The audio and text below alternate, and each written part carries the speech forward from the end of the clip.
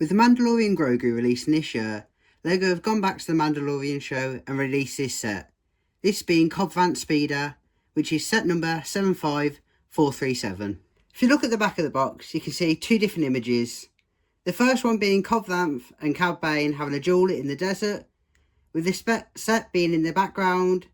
And if you look at the other image, which is in the top corner, it has the storage compartment, which is on the set, and it shows the different things that are stored in there with the accessories. Looking at this set as well, you can see the new 2026 box art for LEGO Star Wars. Next to it, I've got the Siege of Mandalore Battle Pack, which was released this year, but did have the old style of art. As you can see, the differences on the top here, it has got the new banner across the top with the LEGO Star Wars logo, but it has got Mandalorian and Grogu in the corner, where the Siege of Mandalore Battle Pack doesn't have that included.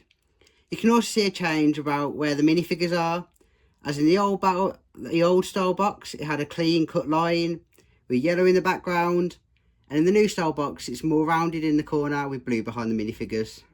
Next, I wanted to talk about the build in this set, being the main build being Cobb Vanth Speeder. As you can see, for a speeder bike, it is quite big, but that is accurate to the show.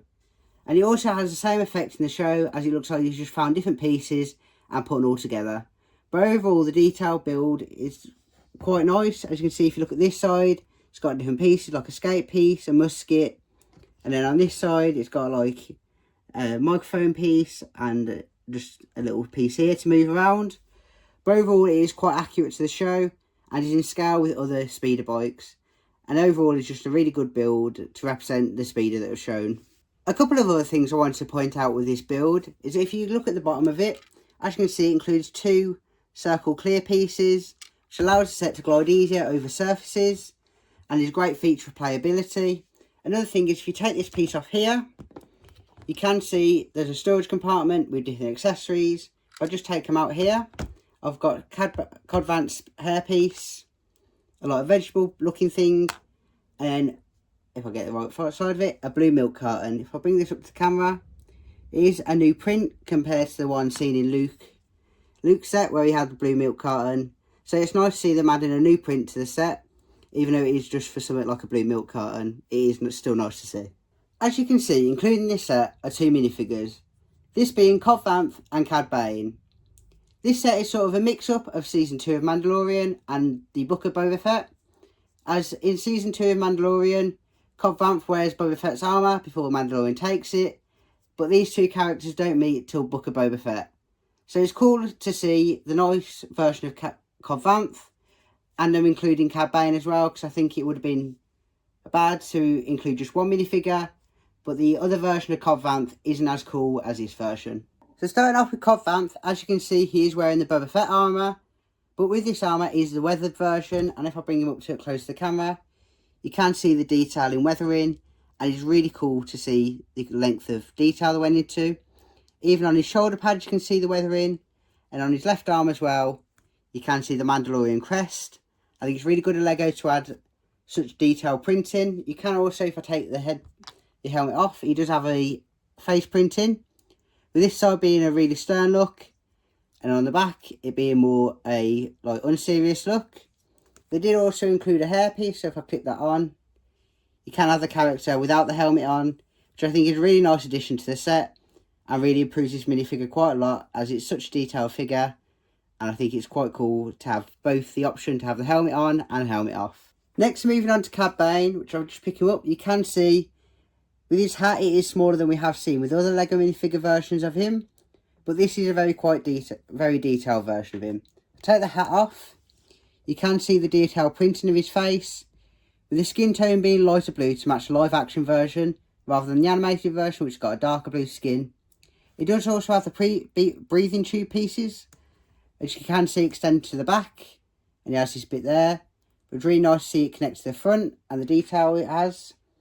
It also has a really detailed print. As you can see, the trench coat goes all the way from the top of his figure all the way to the bottom on his legs, and the continuation of the print isn't broken up, other than where the mould finishes. Also on his arms, you can see it has quite a lot of detail to it, being from the base of the wrist all the way up to the shoulder, and it's a really nice detail to have, a really nice figure with all this detail. He does also have just 2 standard blasters as an accessory, which is similar to his character in the show. But overall, I think this is a really detailed figure and it's a really nice one to add to the collection. For the pricing of this set, in the UK, it does cost $24.99. In the US, it costs $34.99. And in Europe, it costs $29.99.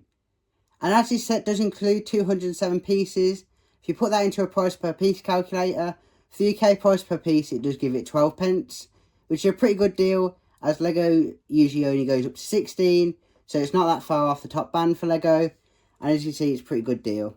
For the skill level of this set, I'd give it a 4 out of 10.